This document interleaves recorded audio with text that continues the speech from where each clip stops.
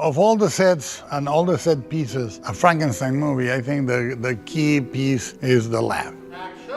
That's the one obligatory scene. That's the one scene that people are gonna say, well, how did they do it this time? The motifs, visually, color, everything are in the lab. One of the decisions I made early on was to use very strongly the circle, not only because the tail is a circular tail that starts and ends in a confession with the captain, but also because it symbolizes the sun and the divine. The batteries are also circular. One of the ideas from the beginning was to use overscaled elements to give a sense of the mythical weight of the movie. Behind us is one of the main elements, which is the Medusa. To me, Medusa is a misunderstood monster. And the other thing is the transmutation of something alive into something dead, stone, or something dead into something alive.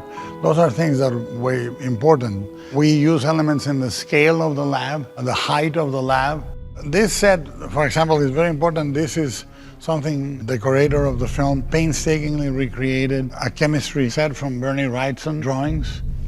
One of the shortcuts of the movie is to utilize acupuncture and electricity in a battery form, the voltaic battery. The way we wanted to shoot in the lab was to shoot with big cranes with a lot of movement, like a concert or a performance. So I knew I was gonna have the cranes sweeping up and down. I wanted to show the surgery with graphic, anatomically correct, but very graphic butchery. Which leg would you like first? To break a bone and reglue it, or to connect ligaments and tendons, is an incredibly messy business. And how frantic it is when the storm finally comes, which for a director is very familiar territory.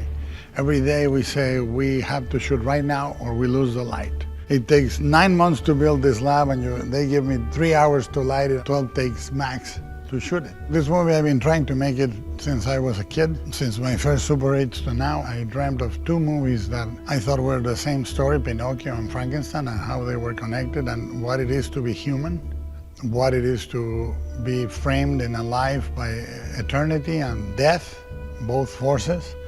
And I wanted to make it as personal as it can get.